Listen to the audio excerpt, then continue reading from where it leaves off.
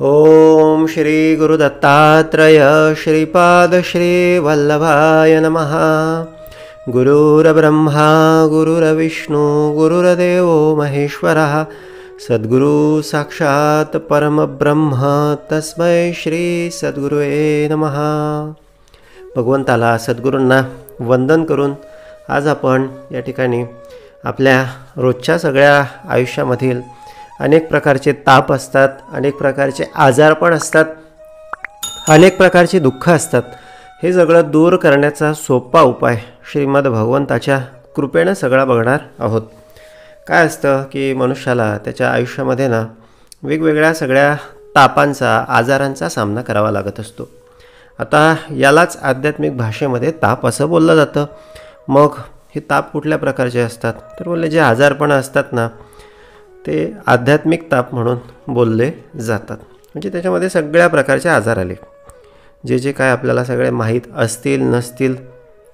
शरीराच्या योगानं जे काय दुःख मनुष्याला झालं ते आध्यात्मिक तापामध्ये मोडलं जातं. आणि याच्यानंतर आदी भौतिक ताप म्हणून दुसऱ्या प्रकारचा ताप आहे.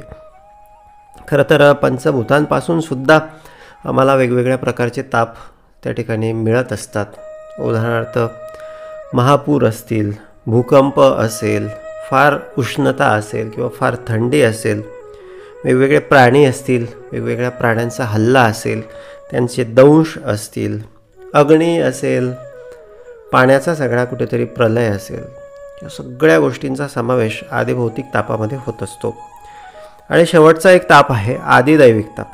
बोलले तो काय आहे तर शुभाशुभ कर्माने जना देहांती यमयातना स्वर्ग नरक भोगणाना या नाव आदिदैविक. वेगवेगळे सगळे कर्म मनुष्य त्या ठिकाणी करत असतो आणि हे कर्म त्याच्यामध्ये काही चूक झाली तर या चुकीची शिक्षा ही भोगावी लागत असते. आणि ही शिक्षा देण्यासाठी म्हणून या देहाला मृत्यूपश्चात एक सूक्ष्म शरीरामध्ये टाकून या आत्म्याला त्या ठिकाणी त्या यमयातना वेगवेगळ्या प्रकारचे यमदूत त्या ठिकाणी भोगवत असतात. तर हा एक आदिदैविक ताप. अशा प्रकारचे वेगवेगळे ताप आहेत, वेगवेगळे आजार आहेत, वेगवेगळे संताप आहेत. थोडक्यात या सगळ्यांना ताप असं बोललं जातं. मग आता आपल्याकडचा मुख्य प्रश्न असा आहे की भगवंता समर्थ आम्हाला या सगळ्या तापांमधून, या सगळ्या आजारपणामधून कसं मुक्त होता येईल. म्हणजे याच्याही मुक्तीचा एक प्रकार आहे किंवा याच्याही मुक्तीचा एक उपाय आहे. म्हणजे खरं तर या सगळ्यांच्या मुळाशी भगवंतच आहे. मुळात ताप आले का हे आधी बघितलं पाहिजे. संताप का आले, आजारपण का आले, कारण काय की कुठेतरी पथ्य आमचं चुकलेलं आहे. आता पथ्य हे चुकलं म्हणून आजारपण येतात.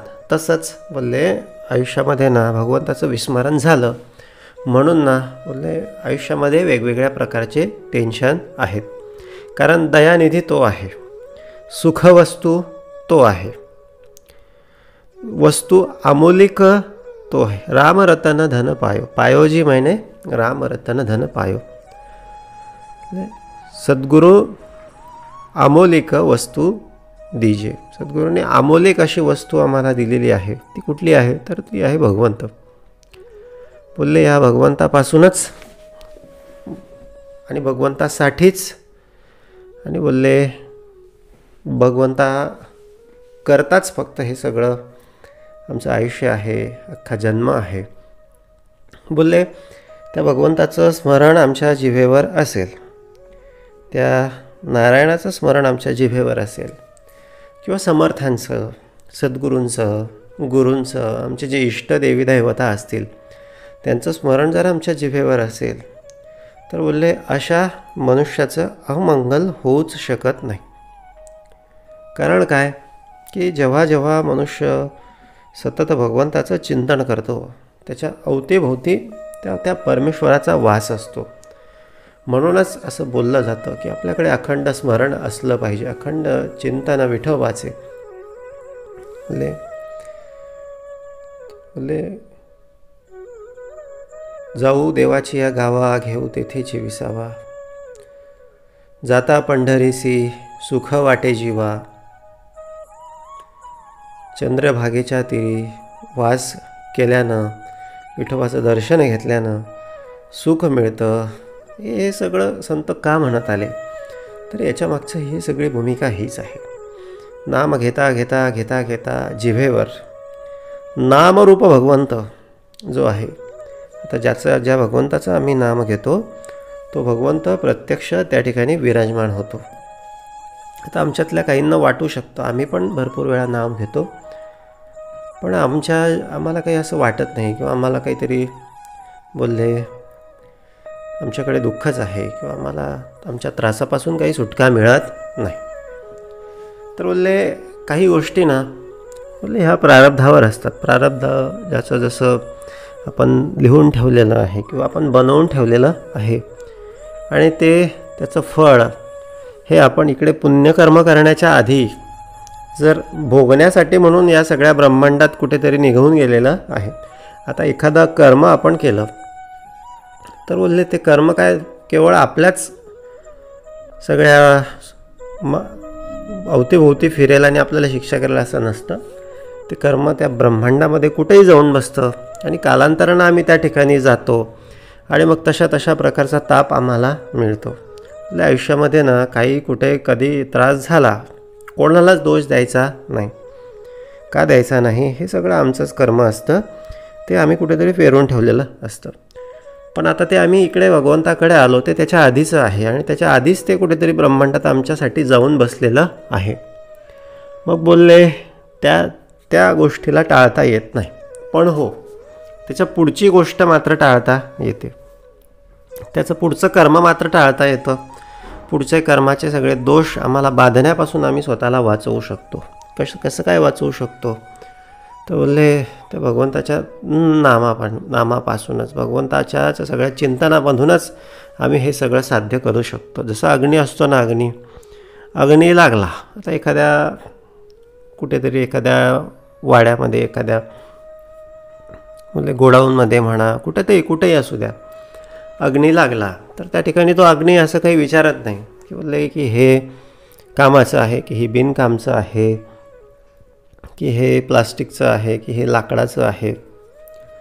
म्हणजे सगळ्या वस्तू असतील नसतील तेवढ्या वस्तू तो जाळून भस्मसात करतो. लोखंडी जरी असली ना तरी तिला पूर्णपणे काळवंडून टाकत असतो. आणखी त्यातल्या त्यात जर त्याचा गेज कमी असेल तर त्यालाही तो कुठेतरी वितळण्याचं काम करतो. म्हणजे काय, एकदा का अग्नी लागला की सगळं काही जळून भस्मसात होतं. तसंच आहे. बोलले आमच्याकडे हा नामाचा अग्नी प्रज्वलित झाला पाहिजे, मग हे आमचं पुढचं येणारं सगळं तो ते जाळून भस्म करण्याची ताकद ठेवत असतो. यदर्थी संशय नाही. भगवंत ठिकठिकाणी हे सगळं बोललेला आहे. पाहिजे फक्त आपला भगवंताचा आश्रय आपल्याकडे पाहिजे. आपल्याकडे तेवढा भगवंताबद्दलचा दृढ विश्वास पाहिजे, तेवढं त्या विठ्ठलाबद्दलचं चिंतन आपल्याकडे असायला पाहिजे. बोलले हा झाला सगळा भाग तापांचा. पण आत्ता एखाद्याला आजारपण त्या ठिकाणी त्रास देतं आहे, मग त्याने काय करायला पाहिजे? तर जसं भगवंताने आम्हाला सांगितलं, म्हणाले हे सगळं त्याने आधी पेरून ठेवलेलं सगळं ब्रह्मांडामध्ये बसून गेलेलं आहे, तर ते तेवढं त्याला भोगावंच लागतं. पुढचं भलेही त्याला सूट मिळू शकते, पण आता हे भोगण्यामध्ये सुद्धा आणखी तो आम्हाला त्या ठिकाणी सूट देत असतो.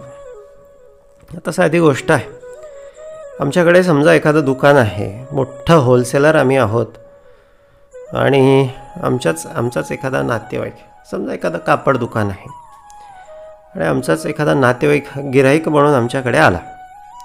तर आम्ही जवळचा नातेवाईक आहे, समजा 1000 रुपयांची वस्तू आहे, आणि इतरांना आपण ती फार तर 900पर्यंत देतो. आपल्याला ती 700 रुपयाला पडलेली आहे. तो ते फार अत्यंत जवळचं जर व्यक्ती असेल तर आपण काय बोलतो की तो घरच्यासारखा आहेस किंवा घरचाच आहे, तुझ्याकडून मी काही नफा घेणार नाही, पण जे फक्त मला ज्या किमतीत मिळालेलं आहे तेवढी किंमत तू फक्त मला दे आणि वस्तू घेऊन जा. म्हणजे ना नफा ना तोटा या तत्वावर ती गोष्ट त्या ठिकाणी विकली जात असते. म्हणजे तसंच आहे, भगवंत फक्त आपला नातेवाईक असला पाहिजे ही एक फार महत्त्वाची अट आहे. म्हणजे तो नातेवाईक असला ना, मग तो काय बोलतो, ठीक आहे बाबा, आता तू सगळं करूनच ठेवलेलं आहे, पण आता ना नफा ना तोटा या तत्वावर बोलले तू जास्त पण त्रास घेऊ नको, पण कमी पण नको घेऊ, पण जे आहे ना ते भोगण्याची ताकद मी तुला देतो आणि तू फक्त त्याच्याकडे लक्ष देऊ नको, माझ्याकडे लक्ष दे. आपलं लक्ष त्या आजाराकडेच जर असलं ना, मग तो आजार त्याचं चिंतन आपल्याकडे जर सुरू असलं, माझं डोकं दुखतं, माझं डोकं दुखतं, माझं डोकं दुखतं, माझं अंग दुखतं, माझं अंग दुखतं, मला असा त्रास, मला तसा त्रास, बोलले हे असं आपण चिंतन करत असलो, सतत त्याच्याजवळ बोलत असलो, उभा कल्पवृक्षातळी दुःख वाहे, तया अंतरी सर्वदा ते चिर आहे. तेच आपणच पेरत असतो, आणखी आपणच तसे विचार सगळ्या ब्रह्मांडामध्ये पाठवत असतो, आपणच ते मागत असतो जणू काही आपल्या आतल्या भगवंतापाशी. असं करू नये. माझा भगवंत आहे, माझा भगवंत आहे, मला भगवंताचं करायचं आहे, मी भगवंताचं नाम घेते, मी लवकर बरी होणार. मी सकाळी उठल्याबरोबर ना एक आशावाद मी त्या भगवंतापाशी व्यक्त करणार, की म्हणाले समर्थ आहे भगवंता, मी बोलले जरी ह्या एखाद्या आजाराने आज मला त्रास आहे, पण तू माझ्यासोबत आहे हे मला पक्क ठाऊक आहे. जसं त्या अर्जुनाच्या सोबत भगवंत होते. आता कर्ण जर बघितला ना तर तो महाभयंकर, इतका तिखट मारा त्याने त्या अर्जुनाच्या रथावर केला ना, तर प्रत्यक्ष भगवंत की युद्धामध्ये मी शस्त्र घेणार नाही अशी प्रतिज्ञा केलेला भगवंत त्या ठिकाणी स्वतःचं अस्तित्व विसरून त्या रथाच्या खाली उतरला आणि ते चाक उचलून तो त्या कर्णावर मारून फेकायला उद्युक्त झाला, प्रयुक्त झाला. याच्यातून आपल्याला काय शिकायला मिळालं? दोन गोष्टी फार शिकायला मिळाल्या. बोलले जरी आपल्यापेक्षा एखादी गोष्ट सामर्थ्यवान आहे, ती आपल्या बसची नाही किंवा आपल्या सहनशक्तीच्या ती पलीकडे आहे, ते आपलं प्रारब्ध आहे, आपण करून ठेवलेलं आहे, पण आपला सारथी कोण आहे?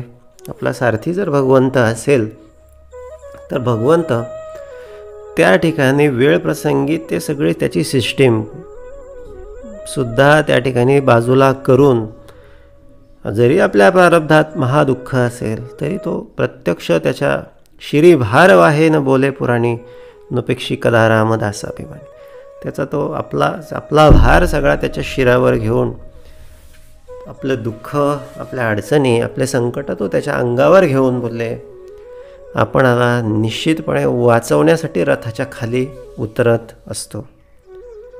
म्हणजे हा एक महत्त्वाचा भाग आहे. म्हणजे हे आम्ही जाणलं पाहिजे.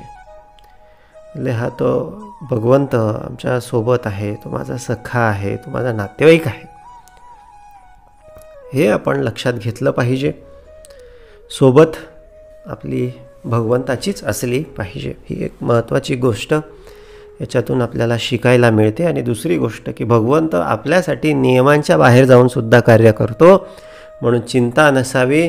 चूक झाली तरी तो मान्य करतो, तरी तो क्षमा करायला तयार आहे. पण एकदा झालं, दोनदा झालं किंवा मनापासून आपण ती एखादी गोष्ट जी आहे ना ती सोडली पाहिजे किंवा ती भगवंताला सांगितलं पाहिजे, भगवंताची माफी मागितली पाहिजे. आता कित्येक जण असे आहेत ना, कित्येक साधू संत पूर्वी होते, आताच्याही काळामध्ये बोलले त्यांच्याकडे ना खूप सारे असे आजार आहेत किंवा होते. आता त्यांच्याकडे ना एवढं तपोबल आहे आणि त्या तपोबलाच्या बळावर ते स्वतःचा आजार किंवा इतरांचा आजार बरा करू शकतात, पण ते करत नाहीत. का करत नाही? त्यांना माहिती आहे की हे कर्म माझ्या आड येत आहे, माझ्या सगळ्या मुक्तीच्या मोक्षाच्या आड येत आहे, किंवा माझं काहीतरी कर्माचं ते फळ आहे आणि ते भोगल्याशिवाय मला पर्याय नाही. राहिला प्रश्न त्रासाचा, सामर्थ्याचा, तो भगवंत मला देतोच आहे. ते मला सहन होईल असंच तो मला देत आहे. तर लहान मूल असतं, नुकतंच त्या ठिकाणी त्याचा अन्नप्राशन संस्कार झालेला असतो आणि त्याला काही त्याची आई लगेच असं काही भाजी पोळी खायला देत नाही. म्हणजे हळूहळू सुरुवातीला त्याला पातळ पदार्थांचा, पेज वगैरे, दूध वगैरे अशा गोष्टी दिल्या जातात. ते करता करता करता करता थोडं अन्न पचायला लागलं की मग काही पदार्थ त्याला भात वगैरे चुरून पोळी वगैरे द्यायला लागतात. आणि मग पुढे त्याला चांगले दात वगैरे आले की मग तो त्याच्या हाताने सगळं खायला लागतो. म्हणजे हे शास्त्र आहे, हे नियम आहे. जशी ती आई आपल्या बाळाची काळजी घेते, बोलले तशीच ही सद्गुरू आई, तसाच तो भगवंत, तो आमची काळजी घेत असतो. त्याला आम्ही फक्त आई मानलं पाहिजे, आईच्या जवळ राहिलो पाहिजे. तर एखादा अनाथ लेकरू असेल तर बिचाऱ्याला त्याला कोण भरवणार, पण ज्याला आई आहे त्याला भरवलं जातं.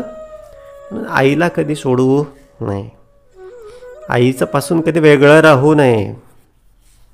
म्हणजे दुःख असो नसो, प्रत्येक प्रसंगी बोलले ती आई आपल्यासोबत असली पाहिजे. ती आई असेल ना, बोलले काही चिंता नाही. आईपेक्षा मोठं त्या आपल्या बाळासाठी कोणी आहे का? नाही. आईला सतत आपल्या बाळाची चिंता असते. एवढी चिंता कोणालाच नसते, कोणीच चिंता करू शकत नाही एवढी आई करते. म्हणून आपली आई कोण आहे हे मात्र आम्ही लक्षात घेतलं पाहिजे. पण काय होतं, आम्ही आणखीन एक गोष्ट महत्त्वाची आहे की आम्ही देह आहोत. आमचा देह म्हणजे सर्व काय. देहाला त्रास होतो म्हणजे मला त्रास होतो असं आपल्याला वाटतं, किंवा देहाला सुख म्हणजे मला सुख असं देखील आपल्याला वाटतं. मग देहाचे चोचले करण्याच्या मागे, पुरवण्याच्या मागे आपण लागतो. आणि देहाला काही थोडंसं बरं वाईट झालं, थोडंसं काही लागलं तरी आपण शोक करण्याच्या मागे लागतो, बोलले. आणि याच्यातून आपल्याला जास्त दुःख होतं. बोलले नको तिथून अपेक्षा ठेवली. आता जिथे पाणीच नाही तिथे जर खोदकाम केलं, किती खोदलं, 300 फूट सोडून 500 खोदलं, 500 सोडून 1000 खोदलं, पण तिथे काही पाणी लागणार नाही. देह म्हणजे मी नाही, देहापासून मला सुख नाही. मी म्हणजे आत्मा आहे आणि आत्म्याचं अन्न, आत्म्याचं भजन हेच आत्म्याचं अन्न आहे. परमेश्वराचं चिंतन हेच आत्म्याचं सेवन आहे. म्हणजे ते जर मी केलं तरच मला म्हणजे आत्म्याला सुख मिळेल, आनंद मिळेल. मग देहाला आजारपण असलं काय नसलं काय काही फरक पडत नाही. देहाला वेगवेगळे ताप असले काय नसले काय काहीच फरक पडत नाही. लक्षात घ्या, इथे फरक हा विवेकाचा आहे, इथे फरक हा जाणीवेचा आहे. म्हणजे ज्याची जाणीव शुद्ध आहे किंवा ज्याला ज्याला ज्याला वास्तवाची जाणीव आहे, दोरी आहे की साप आहे, तो घाबरणार नाही. दोरीला साप म्हणून घाबरणार नाही. पण अंधार आहे, अज्ञानाचा अंधार आहे, विवेकाचा अंधार आहे. म्हणजे विवेकाचा अभाव म्हणजे काय, अज्ञानाचा अंधकार आहे. आणि मग अंधारात काहीतरी पडलेलं दिसतं आहे, वाऱ्यानं ती दोरी कुठेतरी हलते आहे, मग भासच होणार सापच आहे. साहजिकच रस्ता थांबणार, टाईमपास होणार, भीती वाटणार. हे सगळं का घडलं, हे सगळं अज्ञानामुळे घडलं. म्हणून एक शुद्ध आता एक लक्षात घेतलं पाहिजे, मी म्हणजे आत्मा आहे. आत्म्याला आत्म्याचं जेवण, आत्म्याचा आनंद हा बोलले भगवंताच्याच ठाई आहे, कारण तो त्याचंच रूप आहे. आता चुंबकाला चुंबक चिकटतं, चुंबकाला काही दगड चिकटणार नाही. बोलले आणखीन एक काय चिकटतं, आणखीन त्याच्यामध्ये एक लोह चिकटतं. बोलले 2 गोष्टी आहेत. आता चुंबकाला चुंबक हे एक नैसर्गिक स्वरूप झालं, चुंबकाला लोह याच्यात कुठेतरी विजोड आला. आता एक लोह एक प्रकारे त्या ठिकाणी मायेचं प्रतीक आहे. म्हणजे ह्या चुंबकाला ना, हा चुंबक जर त्या मोठ्या चुंबकाला गेला तर तो मोठा चुंबक होऊन जातो. बोलले त्याची क्षमता, त्याचा आनंद, त्याचं सुख हे अगणित पटींनी वाढून जातं.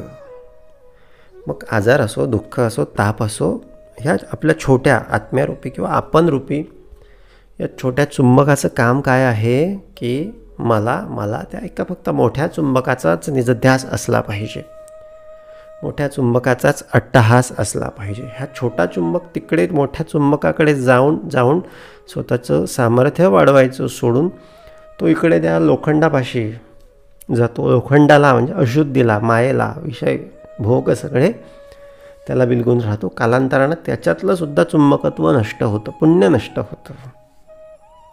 मग पुन्हा त्याला तो मातीमोल होतो, पुन्हा 84च्या सगळ्या जमिनीत गाडला जातो वर्षानुवर्षे.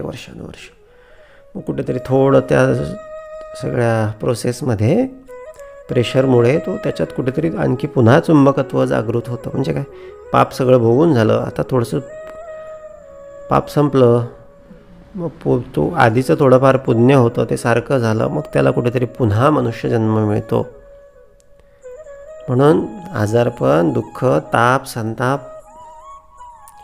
हे बोलले भगवंताला सोबत ठेवायचं, पुढचे तर येणारच नाही आहे त्याच्यामध्ये भगवंत निश्चितपणे आपणाला सांभाळेल. वेळप्रसंगी आपल्यासाठी तो रथाच्या खाली उतरेल आणि तो सगळं चाक घेईल आणि त्या कर्णावर फेकून मारायला कमी करणार नाही. अजिबात चिंता करू नये. आणि जास्त जर आपल्याकडे नामाचा निजध्यास लागला तर बोलले काय, मग त्याला विचारायचंच काम नाही. म्हणजे आपल्याला आपल्या अवतीभोवती तो भगवंत असल्याचं जाणवायला लागतं. म्हणजे करणारा तोच आहे, नाव आपलं होत असतं. म्हणजे तो अवतीभोवतीच वावरत असतो, त्याचा आधार, त्याची सावली आपल्या डोक्यावर अखंड असते. थोर महात्मे आता श्री गुरुचरित्रामध्ये ना त्या संदीपकाचे जे सद्गुरू आहेत ते वेदधर्म मुनींना सुद्धा त्या ठिकाणी कुष्ठ झाल्याचं आपल्याला पाहायला मिळतं.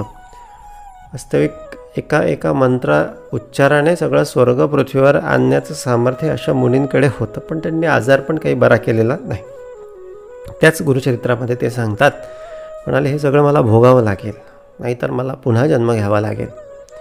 हे माझ्या मोक्षाच्या आड येतं. भल्यानं काय करावं, हे दुःख, ताप, संताप हसत परमेश्वराचे धन्यवाद देत, परमेश्वराचे चिंतन करत आपण सहन केले पाहिजे. खरं तर मुळात हे त्याच्यासाठीच असतं, आठवण करून देण्यासाठी. सुखामध्ये बऱ्याचदा ना लोकांना विसर पडून जातो. मी कोण आहे, आपण कोण, हा निश्चय बोलिला असं, मुख्य देवाचा निश्चय बोलिला असं, मुख्य देव कोण हे आपण विसरून जातो. मोक्षप्राप्तीचा निश्चय, आपण कोण, कशासाठी आलो, हा सगळा विसर मनुष्याला सुखामध्ये पडत असतो. त्यासाठीच बोलले आपण या सगळ्या अशा तापांचा, संतापांचं, दुःखाचं आभार मानले पाहिजे. आपण आत्मा आहोत हे लक्षात घेतलं पाहिजे. हे सगळं भक्तीसाठी आहे हे सगळं लक्षात घेतलं पाहिजे. हे सगळं आपल्याच कर्माचं फळ आहे. ते आता तो बाण सुटून गेलेला आहे, तरी देखील त्या भगवंतानं आम्हाला काही सामर्थ्याची कवच कुंडला दिलेली आहेत. एरवी पोटात घुसणारा तो सगळा बाण काय उगाच थोडासा कुठेतरी हाताला, खांद्याला चाटून जाईल, थोडंसं खरचटल्या जाईल. तेवढ्यासाठी आपण भगवंतावर रागवायचं का? अजिबात नाही. सखा मानावा भगवंत. आपल्या इच्छेसाठी भगवंत अंतरू नये की आपल्या इच्छेसाठी आपण भगवंताला अंतर द्यायचं? अजिबात नाही. बोले ठेविले अनंते तैसेची राहावे, ते यासाठीच म्हटलेलं आहे. मग याचा अर्थ प्रयत्न करू नये का? प्रयत्न पण करावे. प्रयत्न कर सांगणारा पण तो आहे. पण हे सगळं कुठेतरी भगवंताला सांगून झालं पाहिजे. हे कुठेतरी सगळं त्याचं आहे असं झालं पाहिजे. आता एखादा मनुष्य एखाद्या मालकाकडे कामाला असतो. मालकानं सांगितलं, उदाहरणार्थ एखादा हमाल आहे, गाडीभर 10 गुण्या सिमेंटच्या गाडीमध्ये टाकून दे. म्हणजे तो 10च टाकणार, तो 11 पण टाकणार नाही, 9 पण टाकणार नाही. म्हणजे ठेविले अनंते तैसेची राहावे. मालकानं सांगितलं ना, बाबा एक उत्तम मंगलाचरणात राहा, तुझं कर्तव्य सगळं पूर्ण कर. हे करत असताना कुठेतरी बाबा थोडं भगवंताचं नामस्मरण कर. हे मालकानं सांगितलेलं आहे ना, मग काय. तो मालकाचे शब्द लक्षात ठेवतो. तो 9 पण टाकत नाही, 10 पण टाकत नाही, फार लोभाच्या मागे पण लागत नाही, फार कमी पण करत नाही. सगळे करतात तेवढं सगळं करतो, व्यवस्थित करतो आणि करता करता भगवंताचं चिंतन करतो. असं हे सगळं अत्यंत सुंदर आहे. त्यामुळं दुःख, ताप, संताप यांना आपण घाबरू नये, त्यांच्यावर आपण लक्ष केंद्रित करू नये. म्हणजे फक्त झालं, आपलं लक्ष हे सगळं भगवंतावर असलं पाहिजे. बोलले रामकृष्ण सगळेच आले, सगळ्यांनाच ताप वेगवेगळ्या प्रकारचे, जसं आपल्याला आजार पण आहेत ते पण आध्यात्मिक तापामध्ये मोडले जातात. कोणाला त्या ठिकाणी आदिभौतिक ताप, प्रकृतीचे ताप, प्रत्यक्ष श्रीकृष्णांचा सगळा मृत्यू बोलले कशानं झाला, तो पण एक प्रकारचा तापच होता, तो पण आध्यात्मिक ताप होता. तो बाण आला आणि तो सगळा त्याच्या अंगठ्याला लागला, घुसला, प्रचंड वेदना. तरी त्या श्रीकृष्णाने हसत हसत सगळं सहन केलं. बोले याचा अर्थ त्यांना त्रास झाला नाही का? झाला. बोले ते जर मनुष्य देह धारण करून आले तर त्यांना मनुष्य देहाचे सगळे गुण लागू पडतात, पंचभूतांचे सगळे गुण लागू पडतात. त्यांना पण ते सहन करावं लागलं. केलं त्यांनी, श्रीरामांनी केलं. वनामध्ये फिरले, वल्कल नेसून फिरले. ज्या वयामध्ये राज्यकारभार सांभाळण्याचं वय होतं, मौज मजेचं वय होतं, त्या वयामध्ये ते वनवासात फिरले. आपल्या पत्नीचा त्यांना विरह झाला, वडिलांचा विरह झाला, भावंडांचा विरह झाला. बोलले हे याच्यापेक्षा मोठं दुःख या सगळ्या आयुष्यामध्ये कोणालाच येऊ शकत नाही. हे सगळे आपल्याला काय सांगतात? बाबा हे सगळ्या गोष्टी प्रारब्धाच्या आहेत. आजचं प्रारब्ध आम्ही उद्या भोगू शकतो. त्यासाठी भगवंताचा आश्रय मात्र आम्ही घेतला पाहिजे. हा आश्रय आमचा सदा सर्वदा असला पाहिजे. देहाकडे बघू नये. देह हे क्षणभंगूर आहे. देह हे काळाचे, देह हे काळाचं आहे, म्हणजे आपला नाही. काळ कधी हा देह हिरावून घेऊ शकतो. आपला एखादा मित्र आहे, नातलग आहे, फार प्रिय व्यक्ती आहे आणि त्याचा जर मृत्यू झाला तर आपण रात्रभर त्याच्याजवळ एकटा आपला राहायला सांगितलं तर आपण राहणार नाही. का राहणार नाही? कारण आपल्याला माहिती आहे आता तो तिथे नाही. पण आपण हयात असताना त्याचा देह म्हणजे तो आहे असं मानतो. आपला देह म्हणजे आपण आहोत असं मानतो. इथे सगळी गफलत होते. म्हणूनच आपण त्याच्याकडून काही चूक घडली, त्याचा द्वेष मत्सर तिरस्कार करतो. आपल्या देहाला काही त्रास झाला त्याचं फार आपण चिंता वाहतो. हा सगळा विवेकाचा सगळा भाग आहे. भगवंतांना, समर्थांना, सद्गुरूंना, दत्तात्रयांना या प्रसंगी आपण विनंती करूया की भगवंता या तुझ्या विवेकाच्या सगळ्या जाणीवेत आम्हाला राहू दे. तुझं नाम आमच्या जिभेवर अखंड लोळत राहू दे. तुझं नाम आमच्याकडचे सर्व पाप नष्ट करो असं निवेदन आपण भगवंताला मांडूया आणि अखंड नामयज्ञ आपल्या सगळ्या अंतःकरणामध्ये लावून घेऊया. जेव्हा जेव्हा दिवसा वेळ मिळेल तेव्हा रात्री झोपताना अंथरुणावर नाम घेता घेता आपल्याला झोप लागेल असं आपण बघूया. कारण नाम घेता घेता जर झोप लागली तर तिथून तर उठेपर्यंतचा हा सगळा काळ आपला पुण्य काळामध्ये गणला जातो. ही सुषुप्ती काळात गणला जातो, समाधी काळामध्ये सगळा गणला जातो. म्हणून विशेष करून आपण रात्री झोपताना सुद्धा भगवंताचं चिंतन करूया. जेवताना जेणे भोजनी नाम वाचे वदावे, भगवंताचं नाव घेऊया. म्हणजे कणाकणामध्ये तो भगवंताचा रस आपला सगळा पोहोचेल. अशा पद्धतीनं तो भगवंत आपल्या सगळ्यांचं निश्चितच कल्याण करेल, आपल्या सगळ्यांचं दुःख दूर करेल. तर आपण त्याचे आश्रित होऊया, त्याला आपली आई मानूया. मग तो आई बनून, माता बनून कृपाळू होईल, आपल्या सगळ्यांचा सांभाळ करेल. श्री सद्गुरू दत्तात्रय अर्पणमस्तू. श्री सद्गुरुदेव दत्त.